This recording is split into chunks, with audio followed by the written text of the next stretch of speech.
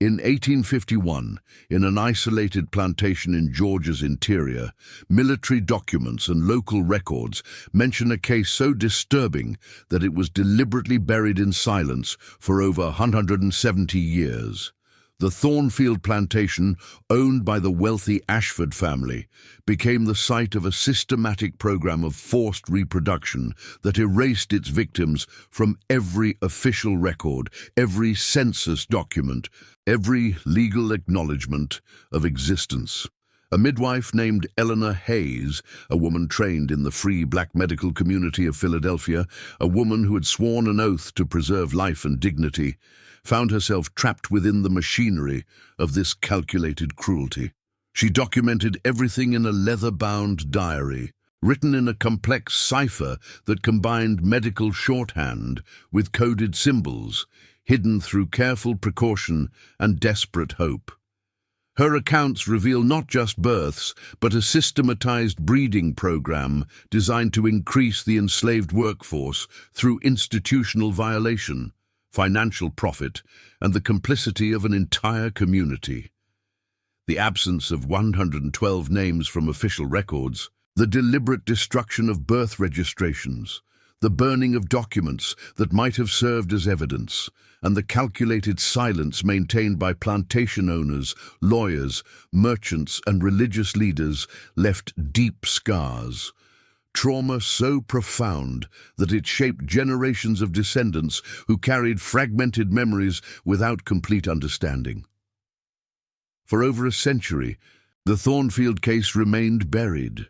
But in 2024, Eleanor's diary was discovered wedged behind loose bricks in the basement of the Fulton County Courthouse in Atlanta.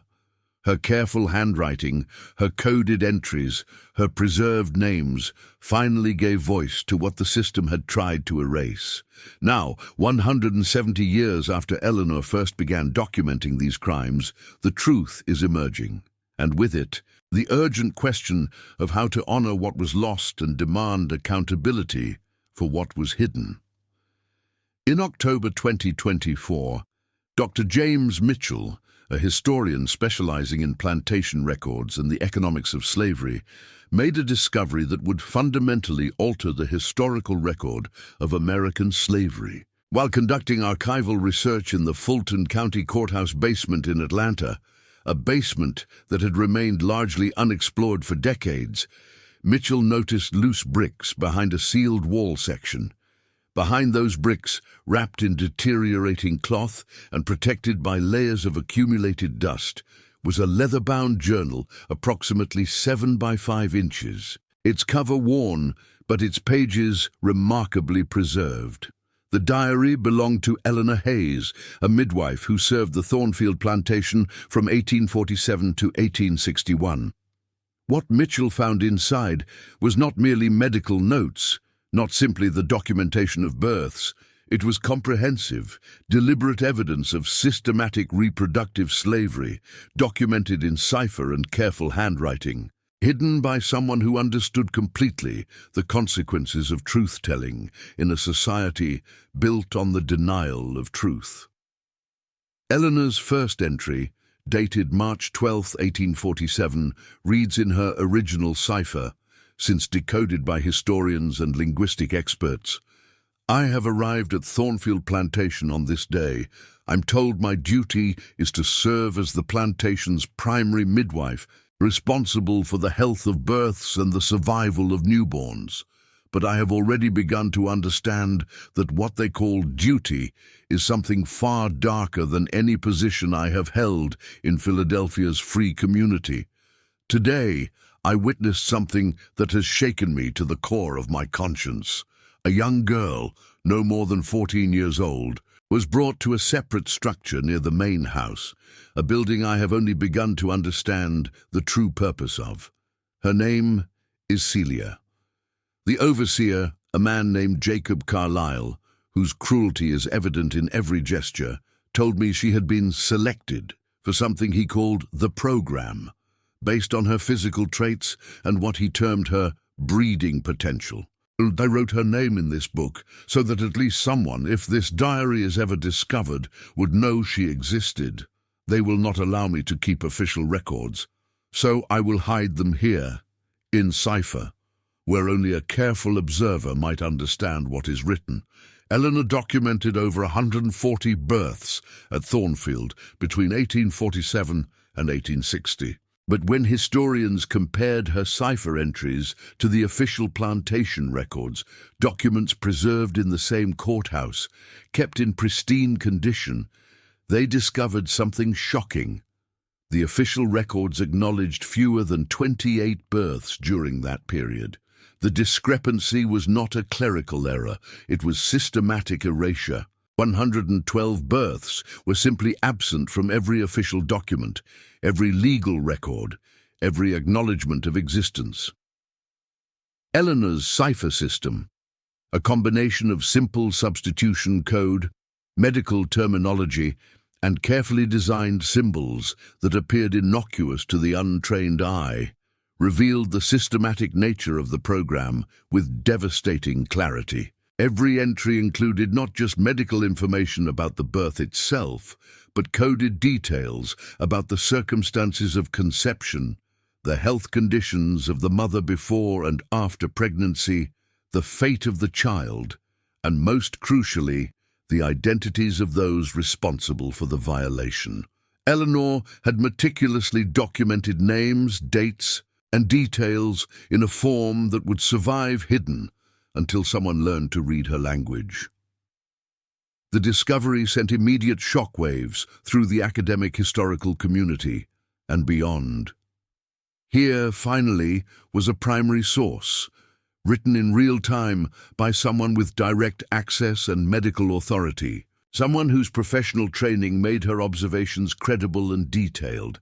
That proved what historians had long suspected but struggled to document with irrefutable evidence, that forced breeding programs were not isolated incidents, not rare aberrations of individual sadism, but institutionalized practices on American plantations, organized and protected by the planter elite and enabled by the silence of entire communities.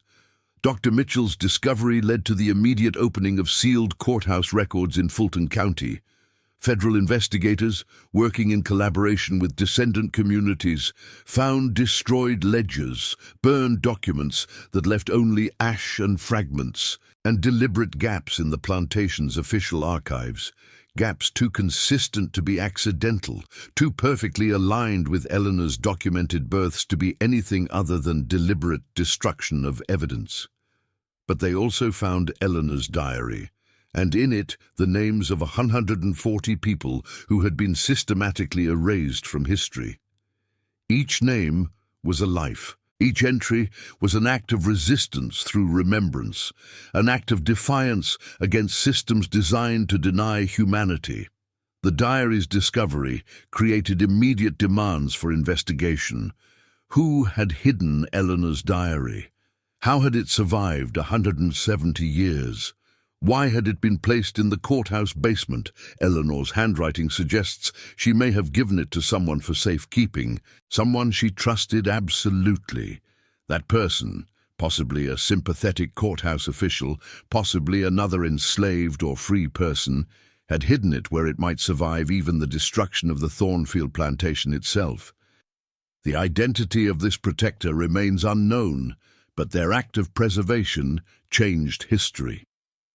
Eleanor's documentation includes detailed descriptions of individual entries, some of which are worth examining closely. One entry, dated June 3, 1848, describes the birth of a child and uses Eleanor's coded system to indicate the circumstances. M, mother's name in cipher, delivered of a son today. The child was healthy. The circumstances of conception marked with the symbol for violation and the code for J.C., Jacob Carlyle, the overseer. The Ashford family has already determined the child's fate. Sail to the Davidson plantation in South Carolina. M has been told nothing. She continues to call for her son, though I have no hope she will ever see him again. I have recorded his name here. His real name, his true name. At least in this book he exists. Chapter 2. The Selection And the silence. The Thornfield Plantation stretched across 200 acres in the rolling hills of Georgia's interior, encompassing not just agricultural land, but numerous structures.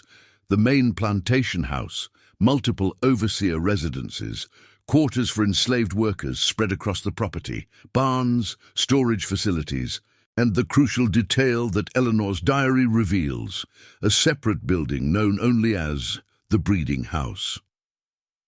The Ashford family had owned the land since 1823, and by the 1840s they had established themselves as one of the wealthiest plantation owners in their region. Their wealth calculated not just in acres or cotton yields, but in the number of enslaved people they controlled and the expansion of that population through systematic means. But wealth, in the Ashford family's understanding, required constant growth. The enslaved population needed to expand continuously to meet agricultural demands and to maintain the family's expanding influence and economic power. The economics of slavery created relentless pressure. Enslaved populations could be maintained through purchase, but purchase required capital. It was far more profitable, the Ashford family reasoned, to generate population growth internally through forced reproduction. This is where Eleanor's role became crucial to the family's vision, and where the true horror of the system became visible to those willing to witness it. According to Eleanor's diary, the Ashford family implemented what they called internally the augmentation program in 1846, 1 year before Eleanor's arrival. It was formalized in written communications that Eleanor herself discovered, deliberate in its implementation and completely hidden from public view. Young girls and women, Eleanor's systematic documentation reveals ages ranging from as young as 13 to women in their early 30s, were selected based on physical characteristics deemed desirable by the Ashford family. Eleanor's coded entries describe the selection process with clinical precision, mixed with profound emotional anguish and moral condemnation. One particularly detailed entry, dated March 14, 1847, just days after Eleanor's arrival, documents the selection process. They brought 3 more to the breeding house today. Sarah, age 16, brought from the western quarters where she had been assigned agricultural work. Marjorie, age 19, taken from kitchen duties in the main house. Anne, age 21, transferred from textile work. The overseer presented them to me as ready for the program, though the girls looked terrified and confused. I asked the overseer what the program entailed, though I suspected I already understood. He told me it was not my concern, that my duty was simply to monitor their health and ensure successful pregnancies. But I saw terror in their eyes. I saw the way they were physically placed in the breeding house, a separate locked structure near the main plantation house, guarded by the overseer and locked at night. I understood then, with absolute clarity, what I was being asked to participate in. God forgive me for understanding.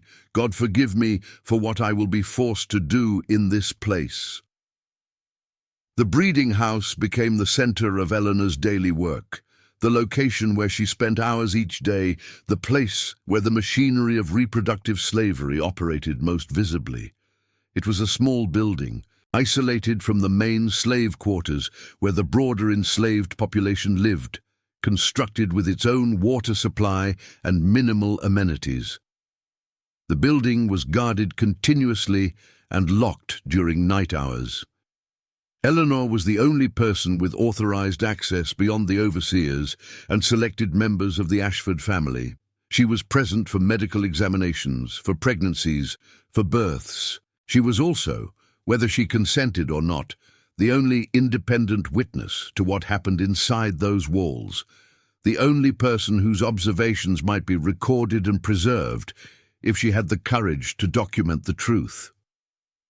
Eleanor's entries reveal with stark clarity that the women were not merely encouraged to reproduce, they were systematically violated, their bodies controlled and used for reproduction as a matter of deliberate policy. The diary includes careful notation of which Ashford family members were involved in perpetrating violations, which overseers participated in the abuse, and which wealthy neighboring plantation owners were invited to the Thornfield plantation specifically to participate in the program in exchange for financial contributions to the Ashford estate. It was, in Eleanor's rare moments of explicit language, a commercial enterprise built directly on the systematic violation of enslaved women's bodies. Eleanor documented the financial arrangements with coded precision. One entry notes, August 22nd, 1849. The overseer brought a man I did not recognize to the breeding house today. He was introduced as a plantation owner from the neighboring county. The Ashford family has apparently entered into an arrangement whereby other wealthy men are invited to participate in the program. They contribute money. Eleanor's cipher indicates $50 per visit, which goes directly to the Ashford family coffers. The women are not consulted. They are not given choice. They are simply presented with a man and locked in rooms. I can hear crying through the walls. I can hear sounds of resistance, and I am supposed to simply record the births that result. I am supposed to pretend this is medicine. I'm supposed to pretend this is not what it clearly is. What made the system particularly cruel was its permanence and its totality. Once a woman was selected for the program, she rarely left the breeding house except under closely controlled circumstances. Eleanor documented how pregnancies followed one after another, sometimes with barely a year between births. The physical toll on the women was catastrophic. Eleanor's cipher includes careful notation for miscarriages, indicated by specific symbols that historians took months to decode, infections, maternal complications, and deaths that went unrecorded in any official document. Eleanor documented at least 9 maternal deaths that she attributed directly to the conditions of the breeding program. Yet none of these deaths appear in any official record. The community surrounding Thornfield Plantation existed in a state of what Eleanor called complicit knowledge. Everyone knew, no one spoke. The neighboring plantations benefited economically from the Ashford arrangement and had financial incentive to protect it. The town merchants prospered through contracts with the Ashford family and had no reason to investigate the source of that wealth. The landowners, whose workers were sometimes brought to Thornfield for participation in the program, had every reason to maintain secrecy. The church remained conspicuously silent, and Eleanor, trapped between witness and unwilling participant, continued writing names in her hidden diary so that someday, if the truth could ever emerge, someone would know these people had been real, had existed, had been worthy of remembrance. Eleanor wrote, "The community around Thornfield Plantation speaks in whispers when it speaks of these matters at all. Everyone knows something, no one speaks openly. The neighboring plantations benefit directly from the arrangement. Their men participate, their contributions go to the Ashford family, and the arrangement is never questioned because to question it would implicate themselves. The town merchants profit from the Ashford wealth generated through these arrangements and have no incentive to investigate the mechanisms of that wealth generation. The church, the Episcopal congregation to which the Ashford family belongs, remains conspicuously silent. Their minister visits regularly, blesses the plantation, accepts his payment, and departs without asking difficult questions. And I am trapped in this space between witness and complicity, writing these names in this hidden diary, so that someday, if God is merciful and this diary is discovered, someone will know these women were real. Someone will know they were human. Someone will know they existed, even if the system tried to erase them completely." Chapter 3. Eleanor's resistance through records. Eleanor Hayes had come to Thornfield Plantation in March 1847 from Philadelphia, where she had worked for 14 years as a midwife in the free black community. Her credentials were impeccable, and her reputation for medical skill and for treating her patients with dignity and compassion made her valuable to the Ashfords, who sought a midwife who would be professional, discreet, and available to work within the breeding house. Nothing in Eleanor's experience in Philadelphia had prepared her for what she would encounter on the Thornfield plantation, though her abolitionist convictions meant she was aware, at least intellectually, of slavery's brutality. The confrontation with the reality of reproductive slavery, not as an abstract moral evil, but as a lived daily systematic practice that she was being asked to facilitate, struck Eleanor with force that her diary entries struggled to articulate. Within days of her arrival, she understood her position. She was not there to ensure the health of enslaved women. She was there to facilitate their exploitation while maintaining enough medical pretense to prevent deaths that might draw external investigation.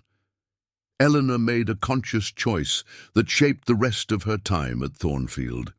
She would refuse internal complicity through silence. She would perform her duties. She had no choice, and any refusal would result in her own death or sale. But she would simultaneously document everything she witnessed, creating a hidden record that might someday preserve the truth. Her cipher system was ingenious in its deception and its preservation of meaning. It appeared, to a casual observer, or to the Ashford family if they had discovered it, to be nothing more than medical notes in a shorthand system specific to her practice. Some entries included legitimate medical information, pulse rates, labor progression, complications observed. But embedded within this apparently innocuous medical notation were coded references to names, ages, the circumstances of conception, marked with specific symbols for violation versus claimed consensual union, health outcomes, and most crucially, the identities of those responsible for violations. Eleanor explained her system in a carefully hidden note that was discovered along with the diary. I have developed a cipher that appears to be medical shorthand to any who might discover this book without the key. The symbols I use represent standard abbreviations for medical terms, but they have been modified in specific ways that allow me to encode additional information. A symbol that appears to indicate labor progression actually contains coded information about the age of the mother, the circumstances of conception, and the identity of the person responsible. The reader must understand that this book is written in layers. One layer for casual observation, one layer for medical understanding, and one hidden layer for truth. I pray that whoever discovers this book someday will have the patience to decode it fully. Eleanor's resistance was dangerous, profound in its potential consequences. The Ashford family would have executed her or sold her to a distant plantation if they had discovered her record-keeping. A midwife who documented evidence of systematic rape would be an unacceptable threat to the entire operation. Eleanor lived with constant fear. Her diary entries in the late 1850s become increasingly anxious, filled with concern about discovery. If this diary is found, I am dead. I have no illusions about this, but if it is not found, if it survives, then at least someone will know. At least the truth will exist somewhere, even if official history denies it. That possibility sustains me. Despite the danger, Eleanor continued to document. Over 14 years at Thornfield, she recorded 140 births, the circumstances of each pregnancy, the health outcomes, and the names of the perpetrators. She noted patterns, which Ashford family members participated most frequently, which overseers were most brutal, which neighboring plantation owners were regular visitors, and which months showed patterns of increased violations corresponding to financial transactions recorded in the plantation's commercial ledgers. She also documented something crucial that official history would overlook: the ways enslaved women resisted within the constraints of systematic oppression.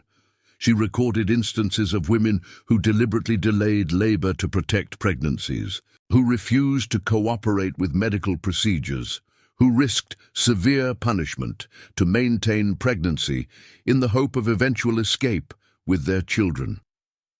She documented acts of resistance that often went unnoticed because they operated within the appearance of compliance. Eleanor wrote about the bonds formed between women in the breeding house, acts of solidarity and love that persisted even under systematic oppression.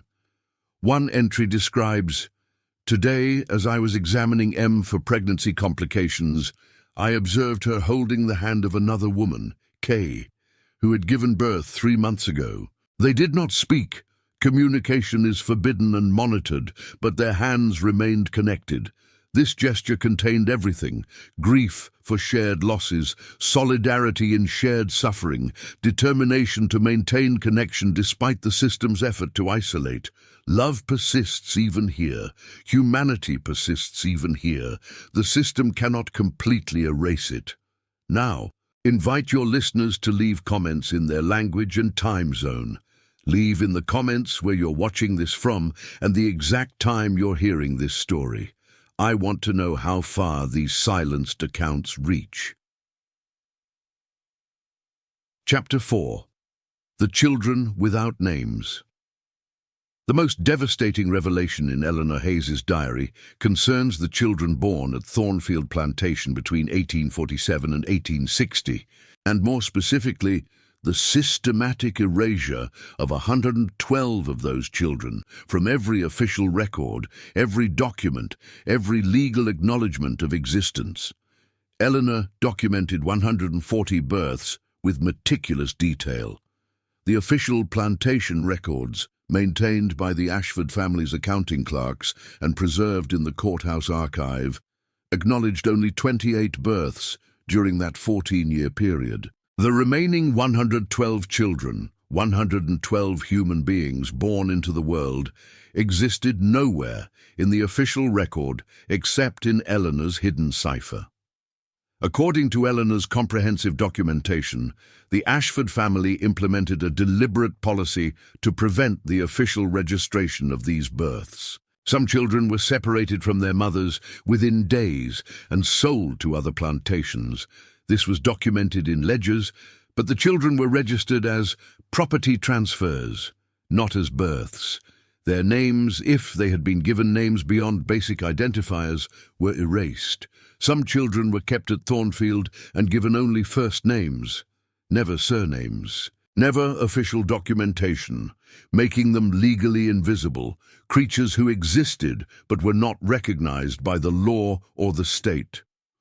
Some children died under circumstances that Eleanor could only describe in her cipher with specific symbols indicating suspicious circumstances or unexplained death. Eleanor documented cases where children died of infections that appeared preventable, where children simply ceased eating, where causes of death were never investigated or recorded. Without official birth records, these deaths could also be undocumented, children who never existed officially, therefore deaths that could go unrecorded. Eleanor's entry from June 15, 1849, captures the psychological torture of this system. Martha gave birth to a daughter today. The labor was difficult, lasting 16 hours, but the child was delivered healthy and strong. I held her in my hands. I felt her breathe. She was absolutely real, a human being, a person, a daughter. The overseer took the infant within 1 hour of birth. I asked where the child was being taken. I was told it was not my concern. Martha has asked me every day for 6 months if I have seen her daughter. What can I tell her? That I held her once, that she was beautiful, that she has been sold to the Davidson plantation and now belongs to strangers in South Carolina, that there is no record of her birth, no official documentation that she ever existed. Martha continues to call out for her daughter at night. I can hear her through the walls of the breeding house. and there is nothing I can do but write this child's name in this diary so that at least someone, someday, will know she was real. The psychological torture inflicted on the women through the systematic separation of their children was profound, and Eleanor documented the visible manifestations of this trauma with the precision of a medical observer and the anguish of a moral witness. She documented instances of attempted suicide, of mothers who deliberately refused to eat after their children were taken, of profound despair and emotional devastation that sometimes appeared to border on catatonia. She documented cases where women simply gave up, ceased to resist, ceased to hope, became hollow versions of themselves. But Eleanor also documented resistance. She documented women who hid pregnancies as long as physically possible to prevent assignment to the breeding house. She documented mothers who tried desperately to protect their children through any means available, hiding them, trying to run with them, sometimes attempting to harm them to prevent their sale into distant slavery. She documented defiance that persisted despite overwhelming odds. The children who remained at Thornfield Plantation, those not sold but kept on the property, were raised in conditions of extreme deprivation. Eleanor noted that the Ashford family viewed these children as products of a breeding program, rather than as human beings deserving of care. They received minimal nutrition, minimal clothing, minimal protection from disease. They were put to work from very young ages, as young as 4 or 5 years old, performing small tasks that progressed to increasingly demanding labor. They were subjected to the same violence and degradation as any other enslaved person on the plantation, but they carried an additional burden. They were living evidence of the breeding program, and their existence needed to remain hidden. Eleanor's documentation includes detailed descriptions of individual children. She preserved their real names, not the names given to them by the Ashford family, but the names their mothers called them or wanted them to have. She recorded physical descriptions, personality traits she observed, and the fates of these children as far as she could determine. For some, she simply noted fate unknown. For others, she documented sales, deaths, or disappearances. One entry notes, "The child born to L in March of this year was given the name Samuel by his mother, though the Ashford family calls him only Sam. He is a bright child, curious about everything, with a laugh that still contains joy, despite his circumstances. He has been determined to be promising stock and will likely be retained for eventual sale to a larger plantation where his labor value will be greater. I wonder if he will ever know his mother's real name. I wonder if he will ever understand where he came from or why he was born into this particular nightmare." Chapter 5. The Ashford Family's Web of Complicity. Eleanor's diary reveals with devastating clarity that the breeding program at Thornfield Plantation was not the work of a single individual possessed of unusual cruelty or moral aberration. It was instead the product of an entire network of deliberate complicity that extended far beyond the plantation itself, involving the planter elite, institutional systems, and the calculated silence of an entire community. The Ashford family, patriarch Robert Ashford, his wife Catherine Ashford, and their 2 adult sons, James and William Ashford, all participated actively and deliberately in the design and implementation of the program. Robert Ashford, according to Eleanor's documentation, designed the system's initial framework and implemented it with ruthless efficiency, calculated to maximize profit while minimizing risk of exposure. He made the financial decisions, determined which women would be selected for the program, and calculated the economic outcomes. Catherine Ashford played an equally active role. She personally selected many of the women for the program, examining them physically and making decisions about their assignment based on criteria she developed. Eleanor's diary documents Catherine's cruelty with particular precision, Instances where Catherine personally punished resistance, where she selected women she perceived as threats to her own position, and where she participated directly in violations herself. One entry notes, Catherine Ashford came to the breeding house today and examined 3 girls who had recently been brought to the program. She ran her hands over their bodies with an expression of cold assessment, as though evaluating livestock. She asked questions about their previous pregnancies, their general health, their disposition toward cooperation. When one girl hesitated in her answers, Catherine struck her across the face. There is cruelty in Catherine that matches Robert's, but her cruelty seems to stem from a different source, not just economic calculation, but personal rage. James and William Ashford participated in violations themselves and actively invited other wealthy men to do the same. Eleanor's documentation identifies specific instances, dates, names of visiting men, financial transactions, indicating that the brothers treated the breeding house as a venue for entertainment and profit simultaneously.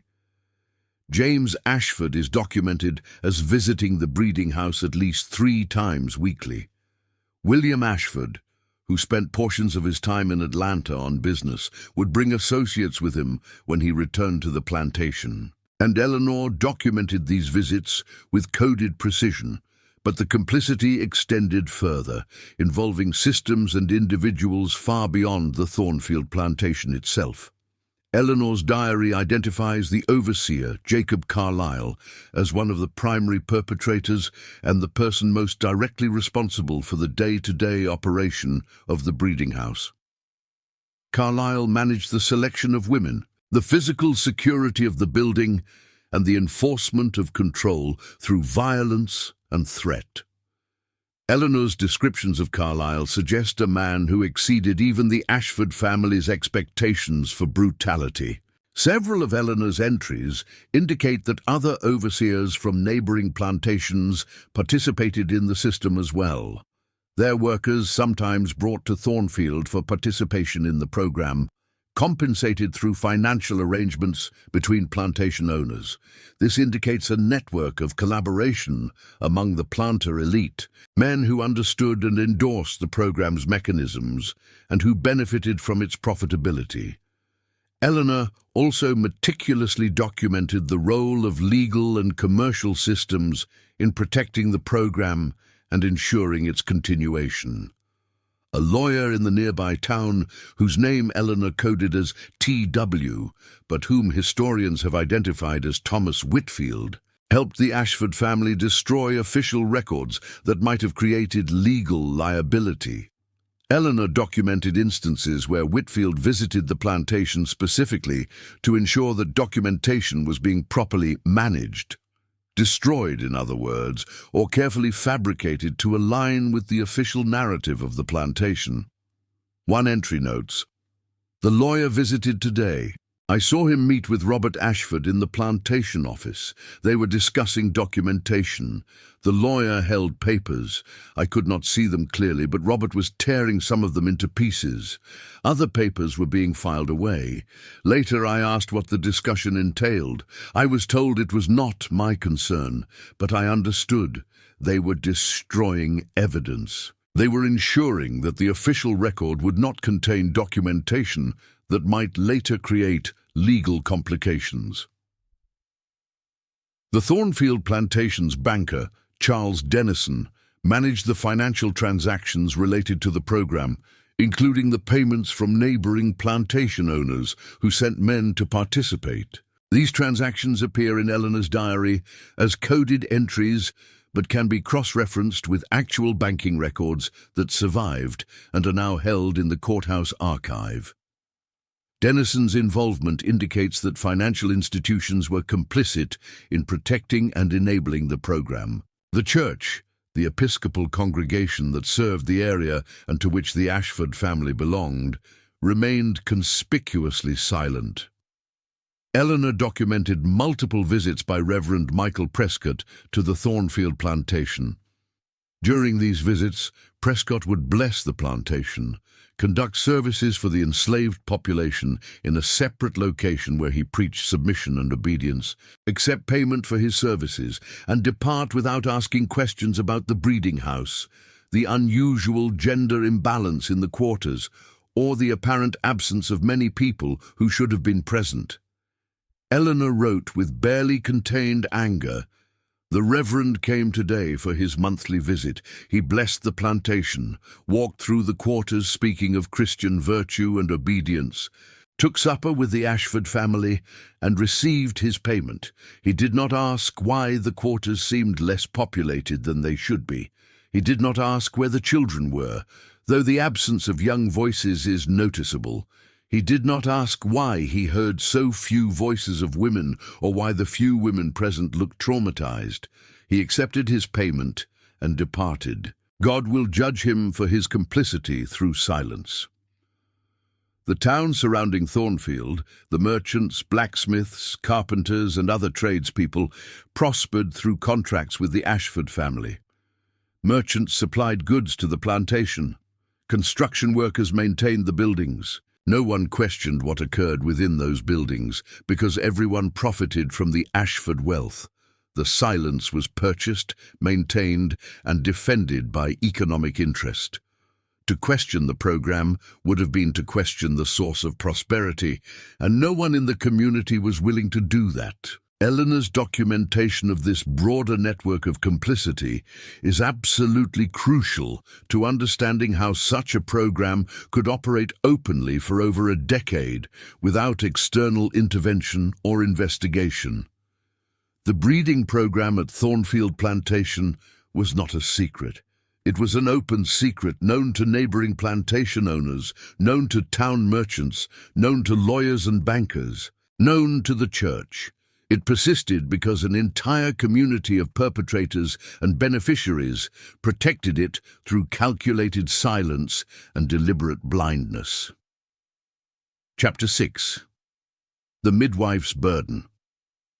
As Eleanor Hayes's diary progresses through the 1850s, moving from the initial horror and documentation of the early years into the accumulated weight of years of witnessing, the entries become progressively darker, more introspective, and more desperate. They reveal a woman struggling with the impossible moral position into which she had been trapped, a woman bearing witness to systematic cruelty while being powerless to prevent it, a woman asking questions about complicity, resistance, and the limits of individual moral action within systems designed to crush morality itself. Eleanor was trapped in an impossible position. To refuse her duties as midwife would mean death.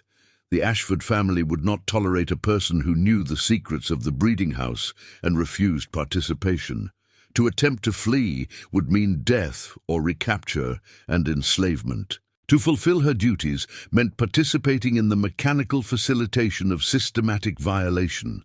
To document everything was an act of resistance, but resistance that could never prevent the suffering she witnessed, could never save the children being separated from their mothers, could never liberate the women confined to the breeding house. Eleanor developed strategies to mitigate harm where she could, though she was acutely aware of how infinitesimal these acts were against the scale of the violence. She secretly provided women with knowledge about preventing or ending pregnancies, information that carried enormous risk for both Eleanor and the women who received it. She documented cases where she deliberately delayed reporting complications to give women time to rest or recover. She created small acts of humanity within a system designed to deny humanity, holding women's hands during labor, speaking their names aloud, treating their children with tenderness even as she watched them be taken away. But these acts were infinitesimal against the vastness of the violence. Eleanor was acutely, painfully aware of this limitation. Her diary becomes increasingly introspective in the 1850s, filled with questions that have no adequate answers, filled with expressions of doubt and moral anguish. The entries reveal a woman carrying tremendous guilt about her own complicity, even while recognizing the constraints on her choices. Eleanor wrote, I have delivered 89 children now. I have watched 89 children be separated from their mothers. I have held 89 infants in my hands and then watched them be taken away. I tell myself that by documenting this, by writing their names in this diary, I am resisting.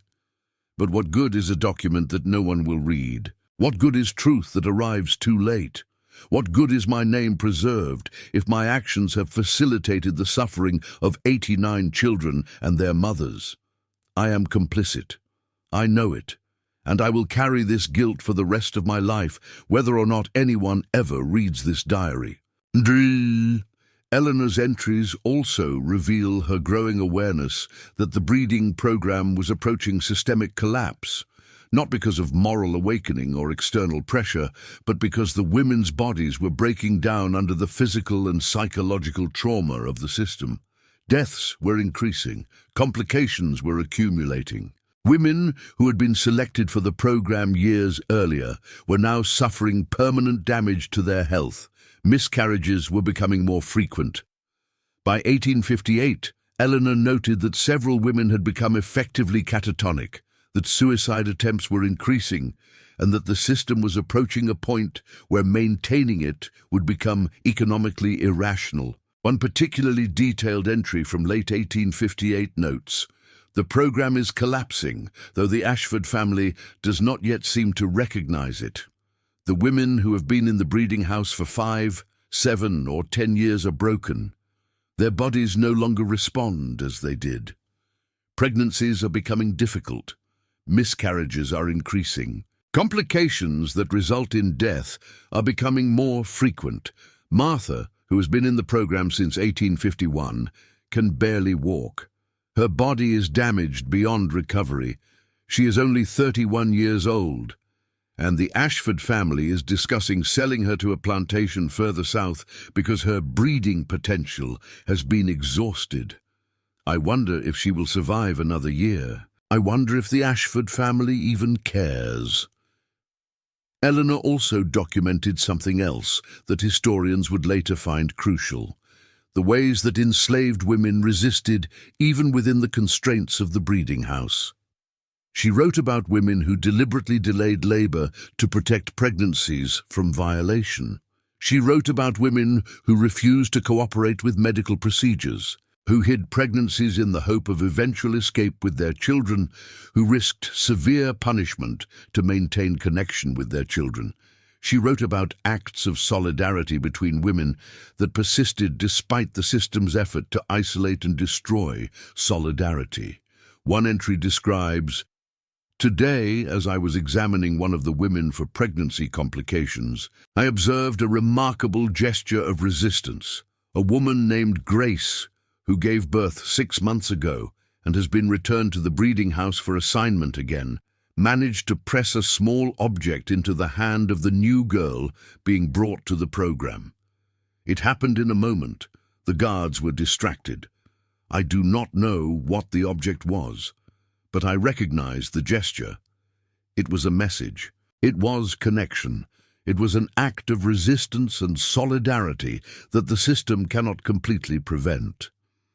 Eleanor's documentation of resistance is important because it preserves the humanity and agency of the women even within extreme oppression. The official record would later try to present enslaved women as passive victims, as objects without agency. Eleanor's diary insists on their active resistance, their determination, their humanity that persisted despite everything the system tried to destroy. If this story has already gripped you, leave a like. This helps the story of Eleanor Hayes and the Thornfield survivors to reach more people. Chapter 7. The War and the Silence. In April 1861, the American Civil War began, and the Thornfield Plantation was thrown into immediate chaos. The outbreak of war disrupted the careful arrangements that had sustained the breeding program. Supply lines were disrupted. The attention of the Ashford family was forced to shift from the systematic operation of the breeding house to the urgent demands of war. Within months, the breeding program effectively ended. not because of moral awakening, not because of external investigation or intervention, but because the economic calculations that had justified it had changed. Military operations began affecting the region. Union forces moved through Georgia in increasing numbers. The institution of slavery itself became threatened by the very conflict that slave owners had initiated to protect their interests. Many enslaved people at Thornfield Plantation recognized the opportunity that war presented. Starting in 1862 and accelerating through 1863 and beyond, enslaved people began escaping to Union lines. The movement was organized, coordinated, and successful. Eleanor's diary documents the departures with a mixture of hope and melancholy. They are leaving.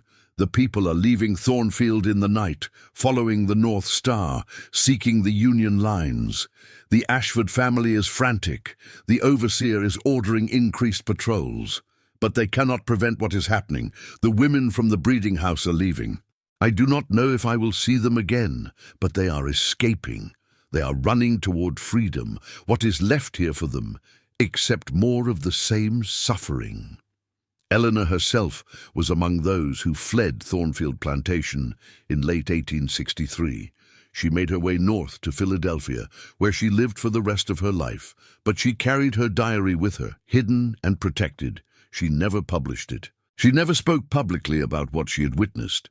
When asked late in life about her time in Georgia, she would say only that she had worked as a midwife and that the work had been difficult. She attended church regularly, maintained friendships with other members of Philadelphia's free black community, and lived a life that appeared outwardly quiet and unremarkable. But Eleanor never forgot. Her diary entries from after the war suggest a woman living with the weight of what she had witnessed, carrying memories that she could share with no one, bearing the burden of knowledge about crimes that had gone unpunished and victims who had received no justice or recognition.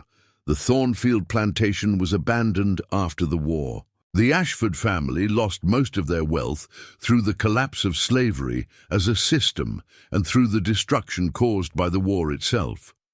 Robert Ashford died in 1875, still wealthy but no longer among the planter elite.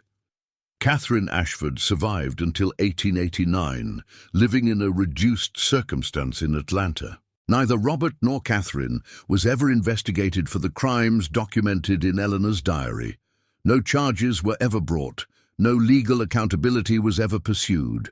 James and William Ashford relocated to other states after the war. James went to Florida, where he attempted to establish a new plantation using wage labor. William went to Kentucky.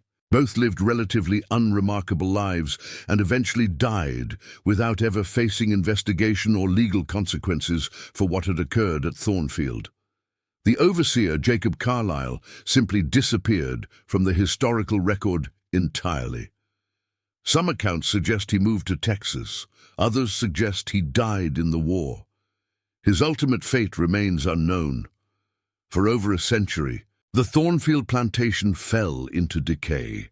The breeding house was eventually torn down, though descendants of the enslaved community would later identify the location. The main plantation house was abandoned and eventually burned in a fire of unknown origin in 1923, a fire that some community members suggested might have been deliberately set to destroy remaining evidence of the plantation's history. The grounds became overgrown.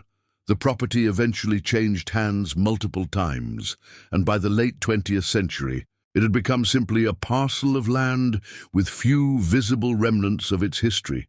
The silence extended across generations. Descendants of the Thornfield survivors carried trauma they could not fully articulate, knowledge of family members lost, of histories that had been deliberately denied, of violence that had been normalized and then forgotten by official history. Many descendants knew fragments of the truth, stories passed down through families about ancestors who had been taken to the breeding house, stories of siblings who had disappeared, stories of trauma that had shaped their families for generations. But they could not access official documentation of this knowledge because official documentation had been systematically destroyed. They could not seek justice because the legal system offered no mechanism for prosecuting crimes committed so long ago against people already dead. They could not demand compensation or reparations because the evidence had been erased. They were left with oral histories, fragmentary memories, and a persistent sense that something important had been lost, something crucial had been hidden. Chapter 8. The Discovery and its Aftermath. In 2024, when Dr. James Mitchell discovered Eleanor Hayes's diary wedged behind loose bricks in the basement of the Fulton County Courthouse, it created an immediate historical and moral crisis. Here was primary source documentation, written in real time by someone present and professionally credible, by a woman with medical training and direct access to the breeding program that contradicted the official historical narrative and proved the systematic existence of reproductive slavery at Thornfield Plantation. Mitchell's discovery led immediately to the reopening of sealed courthouse records in Fulton County. Historians, federal investigators, and descendant community researchers began an intensive examination of all available records related to Thornfield Plantation and the Ashford family. They found destroyed plantation ledgers. Entire sections had been deliberately burned, leaving only ash and fragments. They found burned documents that had been partially preserved in the courthouse safe. They found deliberate gaps in official archives that were too consistent to be accidental, too perfectly aligned with Eleanor's documented births to be anything other than deliberate destruction of evidence. But they also found ways to verify many of Eleanor's claims. Census records showed impossible gaps in the enslaved population recorded at Thornfield. During the period Eleanor documented intensive breeding activity, the numbers did not match documented births. Birth records showed deliberate omissions. Property records revealed financial transactions that aligned with the coded financial notations in Eleanor's diary. Banking records showed payments between the Ashford family and various neighbors, payments that matched the timing of Eleanor's documented visits to Thornfield by neighboring plantation owners. Forensic historians were able to partially reconstruct destroyed records through careful examination of fragments and cross-referencing with documents held in other archives. They found references in overseer reports to the breeding program, references that had been overlooked or misinterpreted by previous historians. They found comments in personal correspondence between plantation owners that, read in context of Eleanor's diary, revealed knowledge and participation in similar programs at other plantations. The discovery of Eleanor's diary led to a broader research initiative into forced reproductive slavery on American plantations. Eleanor's diary was not unique. It was exceptional only in its detailed documentation and its survival. Historians began to uncover evidence of similar programs at other plantations throughout the South, evidence that had been hidden in plain sight for 150 years, evidence that had been systematically suppressed or misinterpreted by earlier historians who had not recognized what they were reading.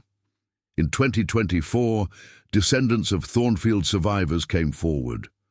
Many had oral histories passed down through generations. Stories of ancestors who had been taken to the breeding house, stories of siblings who had disappeared into the slave trade, stories of mothers who never recovered from the loss of their children, stories of trauma that had shaped their families for generations in ways they could not fully articulate or understand. Now, with Eleanor's diary providing corroboration, these descendants had evidence. They had validation. The violence their ancestors endured was documented.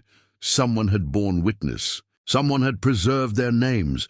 The emotional weight of this discovery cannot be overstated. These descendants were learning, for the first time with documentary evidence, that their family histories were real, documented, preserved by someone who had cared enough to hide the truth so it might survive. But this acknowledgement came 170 years after the crimes themselves. 160 years after Eleanor's death, decades after many survivors had already passed away without knowing their full family history.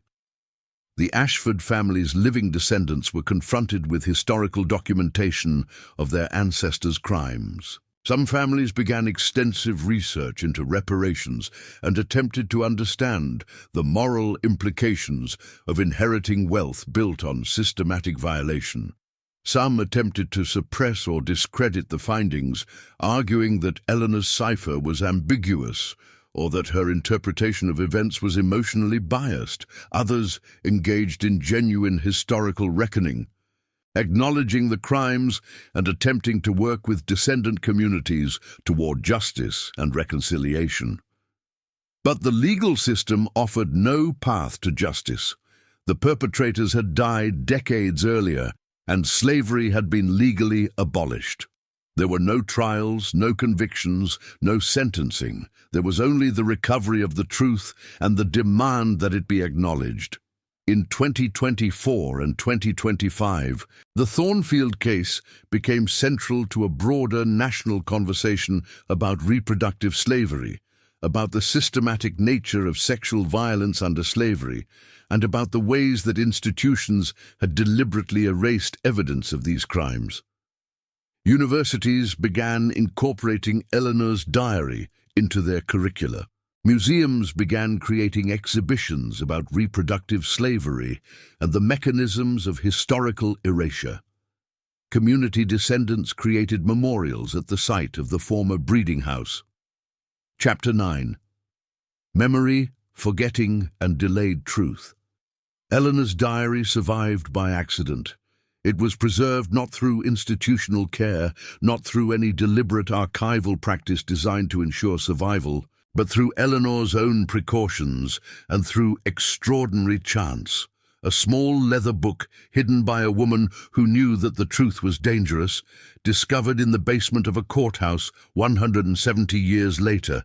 The survival of this single document represents an unlikely victory of truth over the systems designed to destroy it. One person's act of documentation, one woman's refusal to let silence be complete, became the foundation for historical truth. Eleanor's diary proves that reproductive slavery was systematic, that it was documented in real time by those who witnessed it, and that it was known to entire communities who chose silence over accountability. It proves that the mechanisms of historical erasure were deliberate. Destroyed records, omitted names, burned documents, calculated silence, maintained by economic interest and institutional complicity. But Eleanor's diary also proves something crucial: that truth can persist in unexpected places, that witnesses can speak even long after their deaths, that justice, though delayed for 170 years, can still be demanded and pursued. The discovery raises profound questions about memory and forgetting. How do systems erase uncomfortable truths? Eleanor's diary demonstrates the deliberate mechanisms: destruction of official records, omission of names from legal documents, burning of evidence, community-wide silence maintained through economic interest. But the diary also demonstrates that erasure can never be complete. Truth persists in unexpected places. Written testimony survives hidden until discovery. The question of how to honor what was lost persists. The 140 people Eleanor documented, the names she preserved, the births she recorded, the lives she acknowledged even as the system tried to erase them, deserve recognition. Some are known now through Eleanor's diary. Others remain identified only by first names or initials. Some descendants are working to reconstruct full names, full family histories, complete identities for these 140 people who were erased. The question of accountability also persists. The Ashford family's crimes went unpunished legally, but Eleanor's diary creates a permanent record, ensuring that their names will be associated with these crimes for history. Their descendants must now carry knowledge of what their ancestors did. The community that profited from silence must now confront the truth it maintained. Eleanor's diary also preserves something essential about the humanity and agency of those who were victimized. She documented resistance, solidarity, persistence, and love even under conditions designed to destroy these things. She preserved not just the victimization of the people at Thornfield, but their defiance, their dignity, their humanity that persisted despite everything. The descendants of Thornfield survivors are still processing the full implications of Eleanor's discovery. The historical community is still analyzing her diary, expanding research into similar programs, understanding the systematic nature of reproductive slavery throughout the American South. And Eleanor Hayes, dead for over 138 years, has finally been heard. Subscribe to the channel to learn more prohibited and forgotten stories. Thank you for following the case of Eleanor Hayes and the Thornfield survivors. We'll see you in the next video.